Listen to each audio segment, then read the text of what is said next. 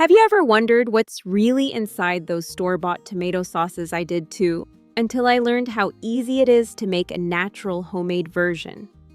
Hi friends, I'm Nancy. Today I'll show you how to turn a handful of ripe tomatoes into a smooth, rich sauce you can use all week. It's simple, it's comforting, and once you try it, you'll never want to go back to the canned stuff. For this homemade sauce, you only need a few simple ingredients: a clove of garlic, 12 ripe tomatoes, 2 red bell peppers. If you have them, and about 1 cup of water. It's comforting to know that such a rich, delicious sauce starts with such everyday items. As you gather your ingredients, remember that simplicity is the beauty of this recipe. No preservatives, no additives, just fresh produce and natural flavors. One of the things I love most about making tomato sauce at home is the peace of mind it brings. When you prepare it yourself, you know exactly what's going into your food, and that's something store-bought jars can't always promise. Before we even start cooking, the first step to making a clean, flavorful tomato sauce is preparing your ingredients the right way. And that begins with washing everything thoroughly. Even though tomatoes look clean on the outside, they often carry dust, dirt, and tiny particles from the field. A quick rinse under water isn't always enough to remove everything. So take a moment to wash them, well, rubbing the skin gently so they're completely clean before cutting.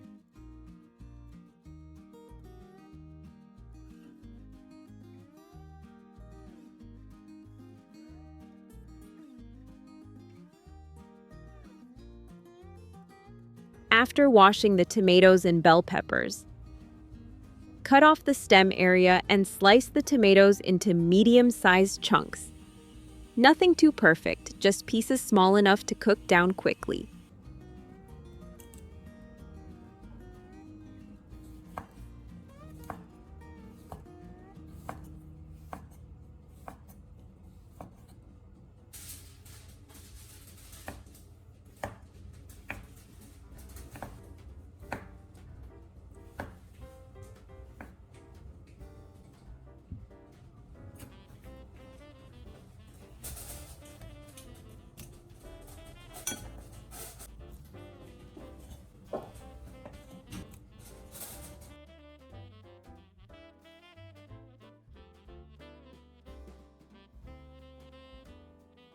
Next, move on to the red peppers. Slice them open, remove the seeds, and cut the peppers into strips or squares. You don't have to chop them finely. The heat will soften them, and everything will blend smoothly later. If you don't have red peppers, simply add more tomatoes. The key is choosing produce that's deep red and fully ripe because that's where the flavor is.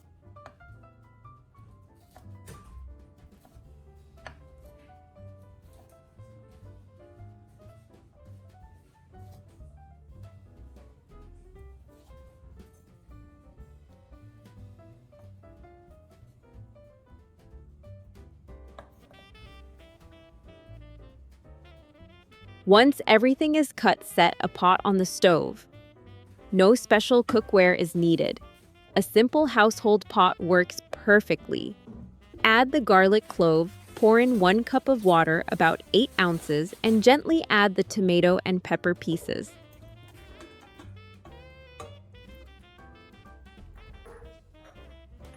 Turn the heat to high.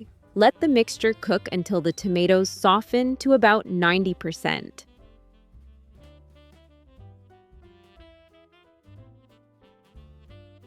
You'll notice the garlic becoming tender and the peppers blending beautifully with the tomatoes. Stir occasionally to help everything cook evenly.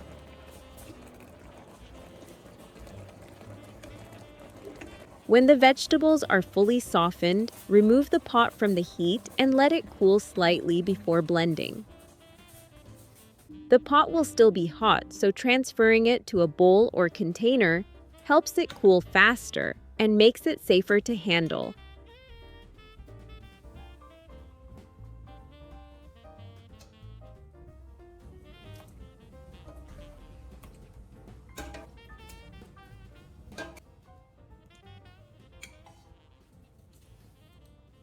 Now it's time to blend.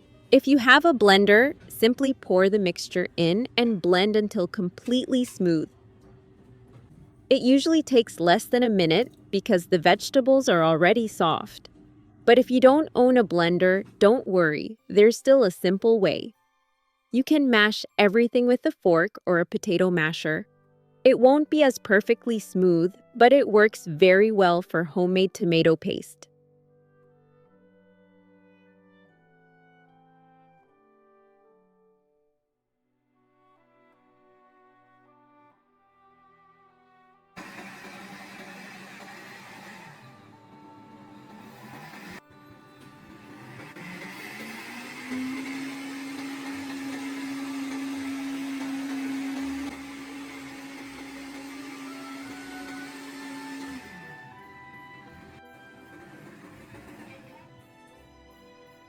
After blending, you'll need to strain the mixture to remove the skins and seeds. Place a fine mesh strainer over a clean bowl and pour the blended tomatoes in. Use a spoon to gently press and move the mixture around so the liquid passes through. Take your time here. This step ensures your paste is thick, rich, and smooth. Everything left in the strainer, the skins and thicker bits shouldn't be thrown away. You can save it to make homemade ketchup or use it in soups and sauces for extra flavor. At the end of this step, you'll have a beautiful bright red tomato liquid that's ready to be cooked down into a concentrated paste. It's natural, simple, and full of nutrients from whole tomatoes. Now that your tomatoes have been strained, the next step is cooking the liquid down into a thick, concentrated paste.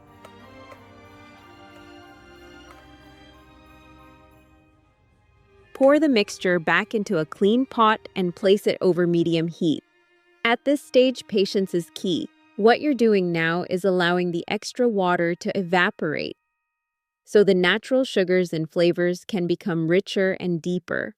Keep the heat steady and stir from time to time to prevent sticking, especially as the sauce begins to thicken. You'll notice the color becoming a deeper red, and the texture turning smoother and heavier.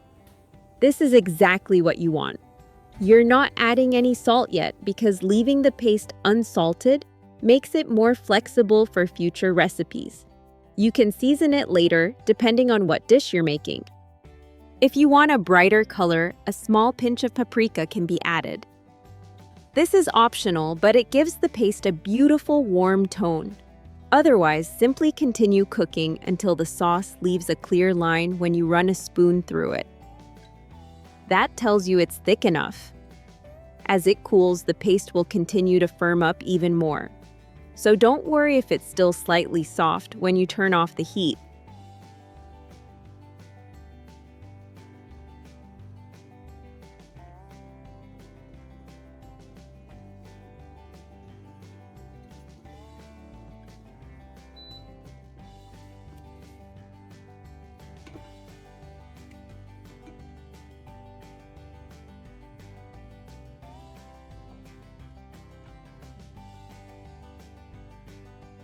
When the paste is completely cool, spoon it into small jars or containers. You can use glass or plastic, whatever you already have at home works fine.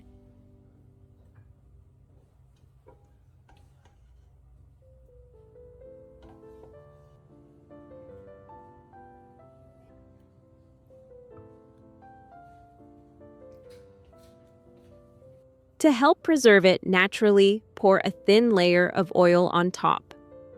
Olive oil, canola oil, or avocado oil all work well.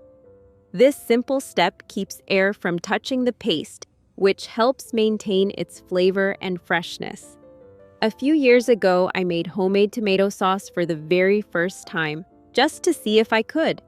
I didn't think much of it, until my family asked for it again the next week and the week after that. Now it's become one of those little traditions in our home. Every time I cook a big pot of sauce, it feels like a cozy weekend moment we all share. And that's why I love showing you this recipe, because maybe it can become something special in your home too. Let me know in the comments if you've ever tried this method before. I'd love to hear your experiences.